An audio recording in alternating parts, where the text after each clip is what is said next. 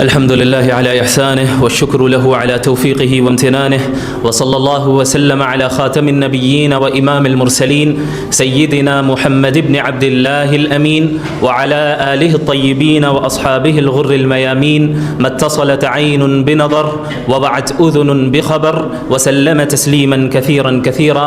أما بعد، فأعوذ بالله من الشيطان الرجيم. بسم الله الرحمن الرحيم. واضرب لهم مثل الرجلين جعلنا لأحدهما جنتين من أعناب وحففناهما بنخل وجعلنا بينهما زرعا كلتا الجنتين آتت أكلها ولم تظلم منه شيئا وفجرنا خلالهما نهرا. صدق اللہ العظیم. سب سے پہلے میں اس پروگرام کے آرگنائزرز کا تہہ دل سے شکریہ ادا کرنا چاہتا ہوں کہ انہوں نے بہت ہی ایک یونیک اسٹیپ اٹھایا ہے کہ ہم اس طرح کے مختصر سے پروگرامز کریں جہاں پہ نوجوانوں کو جمع کیا جائے اور موجودہ زمانے کے جو چیلنجز ہمارے سامنے ہیں امت مسلمہ کے سامنے، ان چیلنجز کو ڈسکس کیا جائے اور ان کا حل تلاش کیا جائے. آج جو میرا ٹاپک ہے وہ ہے ایمان ورسز مٹیریلزم، ایمان ورسز مادیت. ابھی میں نے چند آیتیں آپ کے سامنے پڑھی ہیں، وہ آیتیں سورۃ الکہف کی آیتیں.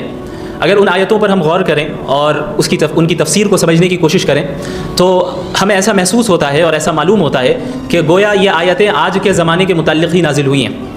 ان آیتوں میں اللہ رب العالمین نے دو دوستوں کا ذکر کیا ہے اور اللہ رب العالمین نے فرمایا کہ وَضْرِبْ لَهُمْ مَثَلَ الرَّجُلَيْنِ جَعَلْنَا لِأَحَدِهِمَا جَنَّتَيْنِ مِنْ أَعْنَابٍ وَحَفَفْنَاهُمَا بِنَخْلٍ وَجَعَلْنَا بَيْنَهُمَا زَرْعًا.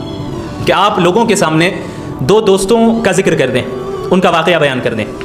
ان دو دوستوں میں سے ایک شخص ایسا تھا جس کو اللہ رب العالمین نے اس زندگی میں بہت سی نعمتوں سے نوازا تھا. اسے مٹیریلسٹک لائف حاصل تھی، لگژریس لائف حاصل تھی اور دنیا کی بہت سی نعمتیں اسے حاصل تھی.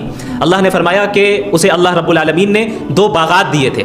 ایسے باغات تھے جو انگور کے باغات تھے، انگور جیسا مرغوب پھل، اور پھر اس کا مکمل باغ، اور پھر باغ بھی ایک بلکہ دو باغ، اور اس کے علاوہ وجعلنا وحففناہما بنخل، اس ان انگور کے دو باغات کو اللہ نے کھجور کے درختوں سے گھیرا ہوا تھا. یعنی انگور کے باغات بھی ملے ہوئے ہیں اور کھجور کے درخت بھی موجود ہیں. اسی طریقے سے وجعلنا بینہما زرعا، اور صرف اتنا ہی نہیں بلکہ ان دو باغات کے درمیان اللہ نے اسے کھیتی بھی دے رکھی ہے. اب یہ کتنی بڑی نعمت. اور صرف اسی پہ اکتفا نہیں بلکہ آگے اللہ نے فرمایا کلتا الجنتین آتت اکلہا. یہ جو دو باغات ہم نے اسے دیے تھے وہ باغات ایسے نہیں تھے کہ جو بیکار ہو، بلکہ پھلوں سے لدے ہوئے باغات. اب آپ ان چیزوں کو گنیں. سب سے پہلے انگور جیسے مرغوب پھل کا باغ، اور وہ باغ بھی ایک نہیں بلکہ دو. پھر دونوں باغات کھجور کے درخت سے گھرے ہوئے، اور پھر ان باغات کے درمیان کھیتی. اور پھر اس کے بعد اللہ نے فرمایا وَكَانَ لَهُ ثَمَرٌ وَفَجَّرْنَا خِلَالَهُمَا نَهَرًا. اور دو باغات بھی ایسے ہیں کہ جو پھلوں سے لدے ہوئے، اور پھر ان دو باغات کے درمیان ہم نے ان کے لیے، اس شخص کے لیے نہر بھی نکال دی. اب آپ اس زمانے کے اعتبار سے اگر اس چیز کو دیکھیں تو ہمیں معلوم چلے گا کہ اس وقت کی جو لگژریس لائف ہو سکتی تھی وہ لگژریس لائف اس شخص کو حاصل تھی. مادی اعتبار سے، مٹیریلسٹک لائف کے اعتبار سے اس کے پاس کوئی کمی نہیں تھی. کھانے پینے کے لیے سامان، باغات، کھیت موجود ہے، نہریں موجود ہیں، اور وہ آرام کے ساتھ، کھجور کے درخت موجود ہیں، وہ آرام کے ساتھ جو ہے اپنی زندگی بسر کر رہا ہے. لیکن اس کا جو دوسرا شخص تھا، اس کا جو دوسرا ساتھی تھا، وہ ساتھی ایسا تھا جس کے پاس یہ نعمتیں نہیں تھیں، لیکن وہ شخص ایمان والا تھا.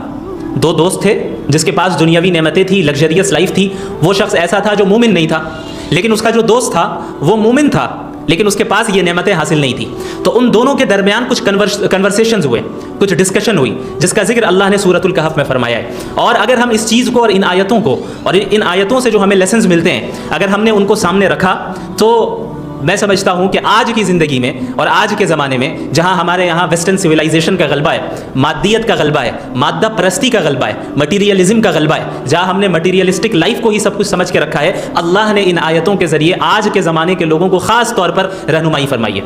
چونکہ ہمارا جو یقین ہے اس کتاب اللہ پر، قرآن کریم پر، کہ یہ کتاب اب قیامت تک کے لیے، ہر زمان و مکان کے لیے، تو ہر زمان و مکان کے لیے ہونے کا لازمی تقاضا یہ ہے کہ ہر طرح کے فتنے کا مقابلہ کرنے کا طریقہ اور ہر طرح کی مشکلات کا حل اس کتاب میں ہونا چاہیے. تبھی یہ کتاب وہ ہوگی جو قرآن کریم قیامت تک کے لوگوں کے لیے ہدایت نامہ ہے. اور اسی لیے اللہ رب العالمین نے آج کے زمانے کے لوگوں کے لیے بھی اور ہر اس زمانے کے لوگوں کے لیے جہاں پہ مادہ پرستانہ مزاج بن چکا ہے، جہاں مٹیریلزم والا مزاج بن چکا ہے، اسے ہمیں کس طریقے سے اس کا مقابلہ کرنا ہے اور دنیا کی حقیقت اور زندگی کی حقیقت کو کس طرح سمجھنا ہے، اللہ نے ان آیتوں میں بیان فرمایا. تو یہ دو ساتھی تھے، دو دوست تھے. ان دونوں کے درمیان اب ڈسکشن اور ایک کنورسیشن کا سلسلہ شروع ہوتا ہے.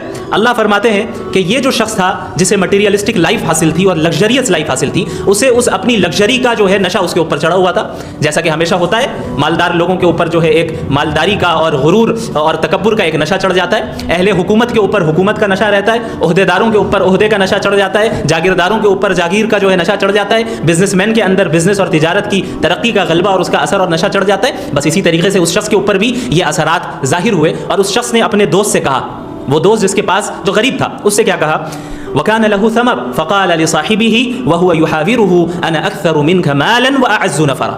اس مالدار شخص نے اپنے مومن دوست سے کہا کہ دیکھو, اس سے بات کرتے ہوئے, کہ میں تو تم سے زیادہ مالدار ہوں, اور اپنے جتھے کے اعتبار سے اور لوگوں کے اعتبار سے میرا جتھا زیادہ مضبوط ہے.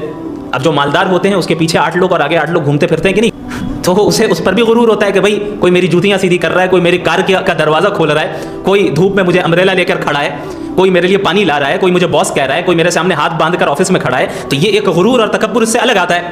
تو یہ غرور اس کے پاس بھی تھا. اس نے کیا کہا کہ انا اکثر منک مالا واعز نفرا, میں تو تم سے زیادہ مالدار بھی ہوں اور جتھے کے لحاظ سے بھی تم سے زیادہ مضبوط ہوں, میرا جتھا زیادہ اسٹرانگ ہے, میرے ماننے والے اور نام لینے والے عزت کرنے والے زیادہ ہیں. تو یہ غرور اس کے اوپر, مادیت کا غرور اس کے اوپر تھا. اب اللہ اس کی بعض سائیکولوجی کو بیان کر رہے ہیں, جو اس کی سائیکولوجیکل کیفیت تھی اس متکبر شخص کی اور اس کافر شخص کی, جو عموماً ان لوگوں کی ہو جاتی ہے جو اس طرح کے غرور میں اور لگژریس لائف میں اپنے آپ کو بالکل انوالو کر چکے ہوتے ہیں اور اسے ہی سب کچھ سمجھتے ہیں. اللہ نے فرمایا وَدَخَلَ جَنَّتَهُ, اب یہ شخص اپنے باغ میں داخل ہوتا ہے, اور وَهُوَ ظَالِمٌ لِنَفْسِهِ, اس حال میں کہ وہ اپنے نفس پر ظلم کر رہا ہے, چونکہ اس کے اندر غرور ہے, اس کے اندر تکبر ہے, اس کے نظریات صحیح نہیں ہیں, اس کی آئیڈیالوجیز صحیح نہیں ہے, اس کے بلیف صحیح نہیں ہے, اس کے افکار اور عقائد صحیح نہیں ہے, لہٰذا وہ اپنے نفس پر ظلم کرنے والا ہے. تو داخل ہو کے کیا کہتا ہے, قال ما اظن ان تبید هذه ابدا, میرا یہ گمان نہیں ہے کہ اتنی بڑی یہ جو نعمتیں مجھے حاصل ہے کبھی ختم ہوں گی, میں نہیں سمجھتا کہ یہ نعمتیں کبھی ختم ہوں گی. انسان کی یہ فطرت رہی ہے کہ انسان ایک حالت کو دوسری حالت پر قیاس کرتا ہے. اب وہ ایسی سچویشن میں اس وقت تھا کہ جو لگژریس لائف ہو سکتی تھی وہ لگژریس لائف اسے حاصل تھی. اب اس نے اپنے فیوچر کے متعلق کیا گمان کیا, کیا قیاس کیا, وہ یہ کیا کہ یہ جو نعمتیں ابھی مجھے حاصل ہیں یہ تو کبھی ختم نہیں ہوں گی, یہ ہمیشہ باقی رہیں گی. اور ارباب حکومت کا بھی یہی معاملہ رہتا ہے, جس کے پاس حکومت آ جائے وہ سمجھتا ہے اب حکومت ختم نہیں ہوگی, یا میں ہونے نہیں دوں گا, یا فیوچر میں ایسی حالت میں منتقل ہوں گا جو میرے ماضی سے بہتر ہوگی. حالانکہ انسان اپنے فیوچر کے متعلق کوئی گارنٹی نہیں لے سکتا. ہو سکتا ہے آج خوشحال ہو کل اچانک غریب ہو جائے, ہو سکتا ہے آج غریب ہو کل اچانک خوشحال ہو جائے. لیکن عموماً جو لگژریس لائف میں ہوتے ہیں, جن کے پاس مٹیریلزم اور مادیت کا جن کے اوپر غلبہ ہوتا ہے اور ان کے اندر مادہ پرستانہ مزاج بن چکا ہوتا ہے, تو وہ ان کے وہم و گمان میں بھی یہ نہیں آتی یہ چیز کہ وہ کبھی ان چیزوں سے باہر نکل سکتے ہیں یا اس کے خلاف کبھی ہو سکتا ہے. وہ سوچتے ہیں کہ ہم حاکم ہیں, ہم ہی حکومت چلائیں گے, ہم ہی رہیں گے, کون میرا مقابلہ کر سکتا ہے, ہم مالدار ہیں, ہم ہی مالدار رہیں گے, آگے ہمارا مقابلہ کون کر سکتا ہے. ٹھیک اس طریقے سے اس شخص نے کہا ما اظن ان تبید هذه ابدا, میرا نہیں خیال ہے کہ یہ نعمتیں میرے پاس سے جو ہے کبھی ختم ہوں گی. وما اظن الساعة قائمہ, اور میرا یہ بھی گمان نہیں ہے کہ قیامت کبھی قائم ہوگی, چونکہ وہ اپنے باغ کا خدا خود بنا ہوا ہے, اس کے اندر اس نے اپنے اندر ہی خدائی کا دعویٰ کیا ہوا ہے. ٹھیک اسی طریقے سے جس طریقے سے فرعون نے کیا, انا ربکم الاعلی, میں تمہارا سب سے بڑا رب ہوں. کیوں کہا؟ اس کے اوپر مادیت کا غلبہ تھا, اور مادیت کا اور مٹیریلسٹک لائف کا ایسا غلبہ ہوا کہ یہ چیز اس کے ذہن سے نکل گئی کہ میرے علاوہ بھی کوئی ہے, میرے علاوہ بھی کوئی آ سکتا ہے. تو وہ کیا کہتا تھا کہ بھائی قیامت نہیں قائم ہوگی, میں ہی تمہارا سب سے بڑا رب ہوں. بھائی مصر کی حکومت کس کے پاس ہے, مصر کی بادشاہت کس کے پاس ہے, مصر میں موجود باغات پر کس کا کنٹرول ہے, مصر میں پر چلتی اور بہتی نہروں پر کس کا کنٹرول ہے. تو یہ مادیت کا جب غلبہ فرعون کے اوپر آیا, تو جب یہ غلبہ اتنا زیادہ ہو جائے جو اس کا آخری درجہ ہوتا ہے وہ خدائی کا دعویٰ ہوتا ہے, کہ ایک انسان جو ہے خدائی کا ہی دعویٰ کر جاتا ہے, کہتا ہے کہ بھائی میں ہی خدا ہوں. تو یہ جو شخص تھا یہ بھی مٹیریلسٹک لائف میں اتنا زیادہ پھنسا ہوا تھا, اور پیسے, دنیاوی ترقی اور جو ہے مالداری اور اس کے علاوہ ساز و سامان, باغات, کھانا پینا, لگژریس لائف کا اتنی اس کے اندر چاہت پیدا ہو گئی تھی کہ اب وہ حقیقت سے اندھا ہو چکا تھا. اب اس نے کہا ما اظن کہ وما اظن الساعة قائمہ, میرا نہیں خیال ہے کہ قیامت ویامت کوئی چیز ہوتی ہے. کیوں؟ کیونکہ قیامت نظر نہیں آ رہی ہے, باغات تو نظر آ رہے ہیں, ابھی اسی پر میں آؤں گا.